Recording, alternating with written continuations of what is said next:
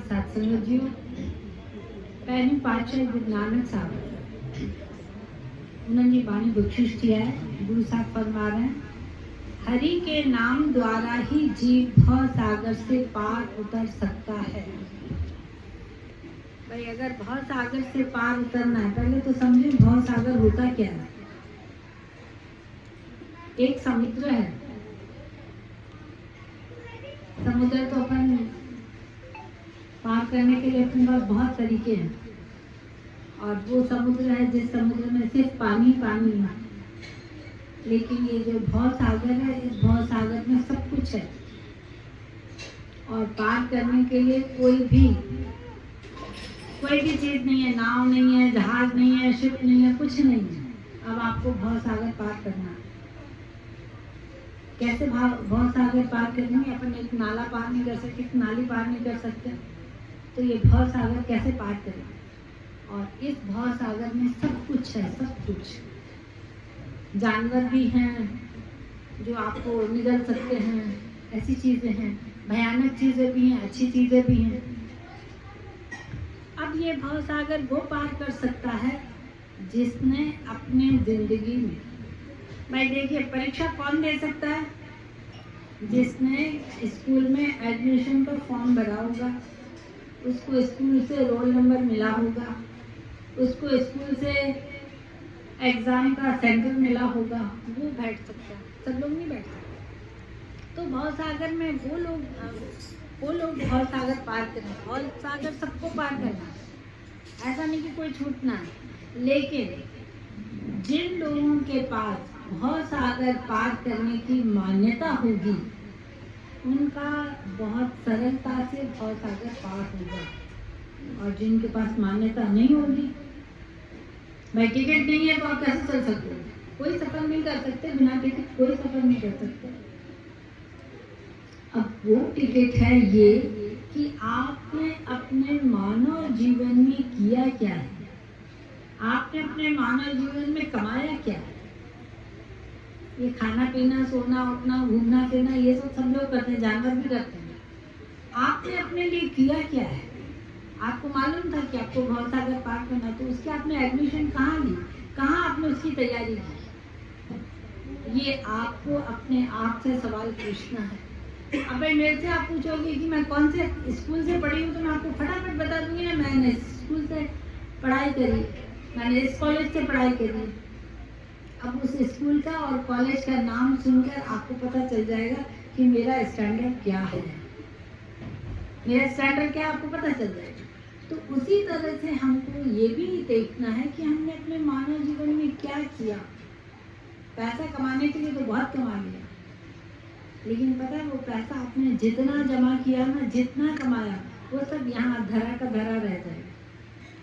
आपकी आंख बंद होगी तो वो पैसा किसी और के पास अपने आप चला जाएगा, बेचने की भी जरूरत नहीं। तो आपने अपने लिए क्या किया? आपने अपने लिए जो किया है वो ये है कि आपने कितनी देर, अपना कितना टाइम भक्ति में व्यतीत किया, कितनी देर आप संगत के साथ बैठे हो, नाम जपा है, अच्छे काम किए हैं, समाज के लिए कुछ किया है आपने। ये सब चीजें आपकी गिनी जाएंगी, और उस हिसाब से आपकी जो असली एजुकेशन है वो काउंट होगी। ये है भव सागर। और अगर आप बहुत अच्छे इसमें हैं, तो आपने देखा होगा कभी कभी में कोई ऐसा अच्छा व्यक्ति आता है, फिर वो संत महात्मा हो, अच्छा नेता हो, अच्छा अभिनेता हो, कोई भी हो, तो उसको बहुत सारे लोग एयरपोर्ट पे लेने जाते हैं। यहाँ बहुत सारे लोग लेने जाते हैं, तो लगता है कि इस व्यक्ति की ज्यादा वैल्यू है, और उसको भी लगता है कि हाँ, मेरा संगत से, मेरा पब्लिक से प्यार है। आपने देखा कोई अच्छा गायक है तो कैसा सुनने जाते हैं, कितनी भीड़ जाती है वहाँ। उस गायक को ये प्राउड होता है कि मेरे को इतने सारे लोग सुनने आए, मतलब मेरी क्वालिटी अच्छी है। तो आप ये समझिए कि आपको अपने आप में परमात्मा के नाम की क्वालिटी बनानी है। और ये भी बात याद रखना, आप अपने साथ जो भी चीजें जमा कर रहे हो, बहुत अच्छी बिल्डिंग बना ली, बहुत अच्छी गाड़ी ले ली, बहुत अच्छा घर बना लिया, बहुत सारे लोगों से पहचान कर ली, बहुत पैसा कमा लिया, ये सब आपका यहाँ का यहाँ रहेगा, ये आपके साथ जाएगा ही नहीं। आपके साथ जाएगा क्या? सिर्फ ये जाएगा कि आपने क्या भक्ति की, आप किस दिन अमृत वेले किस टाइम आए, कितनी देर बैठे, कितनी देर आपका मन लगा, वो टाइम आपका काउंट होगा और उसके हिसाब से आपको बहुत सारे पार उतरवाया जाएगा। जो अच्छे लोग हैं उनके लिए अच्छी गाड़ी आ जाएंगी, जो अच्छे लोग नहीं हैं उनके लिए गाड़ी आएंगी, तो वहाँ पर खड़े के खड़े रह जाएंगे और वहाँ पर खड़े होकर वो सड़ेंगे, फिर उनकी हालत खराब होगी। मेरे कहने का मतलब ये है कि हमारे मानव जीवन का सार है परमात्मा का नाम। अगर आपका परमात्मा का नाम जप के आप सब कुछ कर रहे हैं, जैसे देखिए आप परमात्मा का नाम जप रहे हैं और आपको भूख लग रही है, आप खाना खा रहे हो, वो सार्थक है। और आप ऐसे कर रहे हैं कि मैं खाना खाता रहूं और टाइम मिलेगा तो भगवान का नाम जप लूंगा, वो सार्थक नहीं। हमको ये जो सुख सुविधा मिली है ना, वो सुख सुविधा इसलिए मिली है कि हम सब सुख सुविधाओं को अपनाते हुए हम नाम जपें, परमात्मा की भक्ति करें, तो हम भव सागर से पार उतरें। गुरु साहब फरमा रहे, अपने पापों का ध्यान करके मेरी जीव आत्मा डर रही है। भाई ये हमारी अंतिम अवस्था है, जब हमारी आत्मा हमारे शरीर को छोड़ती है, उस समय की अवस्था है। आप देख लीजिए, अगर आपने गमले में एक पेड़ लगाया, छोटा सा पेड़ लगाया, और वो पेड़ सूख गया, आपको उसमें से वो पेड़ निकालना है, तो आप उस पेड़ को पकड़ दो ना, तो गमला भी उठ जाता है, गमला भी उठ जाएगा। फिर अपन को उस गमले पर पैर रख के या हाथ पकड़ के उस पर ताकत लगा के उसको निकालना पड़ता है।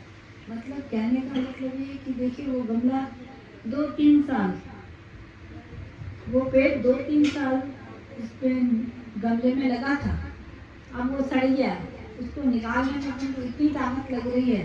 तो इस शरीर में जो आत्मा रह रही है, वो तो काफी टाइम से रह रही है। जिसकी जितनी उम्र, किसी की 50, 60, 70, जितनी जिसकी उम्र, तो वो आत्मा निकलते समय पीड़ा तो होगी। भाई गमले में से पेड़ निकालने में तो ताकत लगती है, तो वो आत्मा जब अपने शरीर में से निकलेगी तो पीड़ा तो होगी। वो जो पीड़ा होगी, उस पीड़ा का दर्द, और मैंने जो गलत काम किए हैं, हमें अपने गलत काम याद रहते हैं। हमने बचपन में उसको इतना सताया था, याद है आपको? भले आपने मजाक में सताया था, भले आप उसकी कॉल बेल लगा के भग जाते थे, फिर वो आंटी बाहर आके चिल्लाती थी कौन है कौन है, फिर आप छुप के हंसते थे। ये हरकतें हमने की हैं, सबने की होंगी, किसी की कैसी किसी की कैसी हरकतें हुई। तो ये जो चीजें हैं वो हमारा पाप बन गई। अब वो चीजें हमको याद आ रही हैं तो हमको डर लग रहा है कि मैंने ऐसा पाप भी किया, मैंने ऐसा भी पाप किया, मैंने ऐसा भी पाप किया। भाई इस बात को आप ऐसे भी समझ सकते हैं। देखिए मेरे भाई की शादी हो रही थी, मैंने साड़ी पहनी और मैं साड़ी पहन के स्टेज पर गई और मेरी वीडियो शूटिंग हो रही है, वीडियो शूटिंग पूरी हो रही है।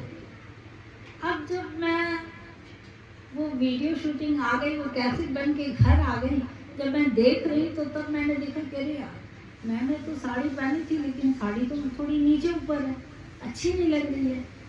यहाँ से खिंचनी चाहिए, यहाँ से ऊंची होनी चाहिए, से यहाँ नीची होनी चाहिए तो अच्छी लगे। अब मैं उस साड़ी को नीचे ऊपर कर सकती हूँ क्या? शूटिंग तो हो गई ना, वो तो कैमरा में आ गई ना, जो आ गई सो आ गई। उसी तरह से हमारे जो कर्म है वो हमने कर लिए, अब उसको अपन बदल नहीं सकते, अब अपन को उसका भुगतान करना ही पड़ेगा। और अगर आपको बहुत डर लग रहा है, सपोज भाई मेरे हाथ से किसी जानवर की हत्या हो गई, किसी बच्चे की हत्या हो गई, कुछ ऐसा गलत काम हो गया जो मुझे जीने नहीं दे रहा, तो आप ऐसे टाइम में परमात्मा का साथ लो, ऐसे टाइम में आप भक्ति करो। और भक्ति कर करके, भाई मेरे कपड़ों पर दाग लगेगा तो मैं उस दाग को कैसे भी करके उतारूंगी ना, फिर कितना भी महंगा पाउडर लगाऊं, दाग उतरना चाहिए। तो फिर आपका जो पाप है उस पाप के हिसाब से आपकी भक्ति होनी चाहिए, तो आपको माफी मिल सकती है, माफी मिल सकती है। लेकिन आपका नाम जपना होना चाहिए। और मैंने आपको बताया है कि नाम जपने का सिर्फ एक ही तरीका है कि आपको नाम जपना है तो अमृत है। बाकी आप नाम जपिए, अच्छा है, भजन गाइए, कथा सुनिए, ये सब आप कर रहे हैं, वो सब अच्छा है, वो सब आपके नॉलेज के लिए है, वो सब आपके मन की शांति के लिए है। जो हमारी भक्ति लेखे लगती है वो भक्ति है सिर्फ अमृत में, सिर्फ अमृत। अगर अमृत वेले आपको नींद आ रही है तो आप समझ जाना कि आपके गुरु साहब पर आपकी कृपा नहीं है। अगर आपको अमृत वेले नींद आ रही है और अमृत वेले अगर आप जाके भक्ति कर रहे हैं तो आप ये बात समझ जाना कि गुरु साहब की आप पर कुछ तो कृपा है, हमारे कुछ तो काम बनेंगे, हमारी कैसे न कैसे करके गुरु साहब लाज तो रखेंगे। इसलिए ऐसे कर्म हम करें ना कि जो कर्म याद करके हमारी जीव आत्मा डरती रहे। मेरी अपने पापों का ध्यान करके मेरी जीव आत्मा डर रही है, मैं किसको पुकारूं, मैं किसको पुकार कर अपनी बात कहूं। दुखों को भुलाने वाला और सदैव देने वाला दाता प्रभु की मैं सेवा करता हूँ। भाई अपन जब बहुत दुखी होते हैं ना तो अपन को लगता है कोई ऐसा व्यक्ति हो जिसको हम अपना दुख बताएं, और ऐसा व्यक्ति हो जिसको हम दुख बताएं वो हमको समझाए और किसी और को बताए नहीं। मेरे को अच्छे से समझा और बाहर जाके ढिंडोरा पिटते कि वो इतनी दुखी तो वो बात नहीं करेंगे। मुझे ऐसा व्यक्ति चाहिए, तो वो व्यक्ति है आपका परमात्मा। आप परमात्मा, कुछ लोग बोलते परमात्मा से बात कैसे करते हैं, परमात्मा तो जवाब ही नहीं देते, लेकिन जवाब देते हैं। ये आपकी प्रैक्टिस है, जैसे जैसे आपकी प्रैक्टिस होगी वैसे वैसे परमात्मा, जैसा जैसा आपका परमात्मा में विश्वास होगा वैसे वैसे आपकी प्रैक्टिस होगी और वैसे वैसे परमात्मा आपको संतुष्ट करेंगे। अब जैसे देखिए अमृत वेले आने में आपको आनंद आ रहा है, आप आते हो, अच्छा लगता है, पूरा दिन अच्छा गुजरता है। आप 2-4 दिन अमृत वेले ना आके देखो, आपका मन विचलित हो जाएगा, आपको अच्छा नहीं लगेगा। आपका शरीर कभी आपका शरीर आपको बोलेगा कि मैं ठीक नहीं हूँ, मेरा दिमाग ठीक नहीं है, अमृत वेले जाता ना, मैं कुछ अच्छा काम कर ही नहीं रहा हूँ, मज़ा नहीं आ रहा। तो ऐसे अपन को पता चल जाता है कि हम अच्छी चीज़ों को कैसे छोड़ते हैं और उसका हमारे शरीर पर क्या फर्क पड़ता है। मेरा साहब सदैव नवीन है, वह सदा सदा देने वाला है। केवल एक ही सत्य स्वरूप परमेश्वर सर्वत्र व्यापक है, उसके अतिरिक्त अन्य कोई दूसरा नहीं है। उस परमात्मा की सेवा वही जीव कर सकता है जिसके ऊपर वह स्वयं अपनी कृपा दृष्टि करता है। अब देखो, अब अपन थोड़ा सा उलझ रहे। भक्ति परमात्मा उनसे करवाता है जो परमात्मा को अच्छा लगे। अब परमात्मा को अच्छे कैसे लगेंगे? हम अमृत वेले सोए रहेंगे तो परमात्मा को अच्छे नहीं लगेंगे। अगर हम अपना कर्म अच्छा करेंगे, अच्छी भक्ति करेंगे, अमृत वेले उठेंगे, सबका भला सोचेंगे, तो परमात्मा हम पर कृपा करेंगे और उस कृपा से हम भक्ति कर सकते हैं।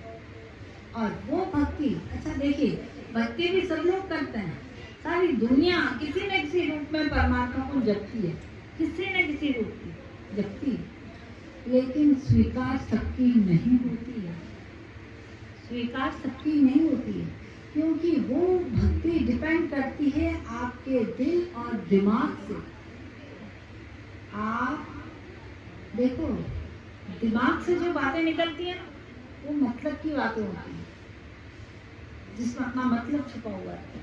और दिल से जो दुआएं निकलती हैं, जो दिल से बातें निकलती हैं, उसमें कुछ दुआएं होती हैं, उसमें कुछ ताकत होती है। तो हमारी जो भक्ति है वो हमारे दिल से निकलनी चाहिए, तो हम इस लायक बनेंगे कि परमात्मा की कृपा हम पर बनी रहे, तो वो हमको प्यार करेगा। देखिए, आप ये मत सोचना कि भगवान, कुछ लोग बोलते हैं खाना आए तो खाऊं ना, भाई खाना मेरे पास आए तो मुझे भूख लगे तो खाना खाऊं। वो खाना आने के लिए आपने क्या किया है, उस खाने के लिए आपने क्या कमाया है, किसको ऑर्डर दिया है, बनाने वाला कौन है, आपके पास पहुंचाने वाला कौन है, ये भी तो देखो। सिर्फ खाना खाना आपका काम नहीं है। तो हमारी भक्ति भी अपने को ऐसी करनी कि उस भक्ति के पीछे अपन को अमृत के लिए उठना है, अच्छे काम करने हैं, दूसरों की बुराइयां नहीं करनी है, अपने आप को सुधारना है, तब अपनी भक्ति लेके लगेगी और तब परमात्मा की कृपा दृष्टि हम पर पड़ेगी। बोल गुरु नानक देव की जय।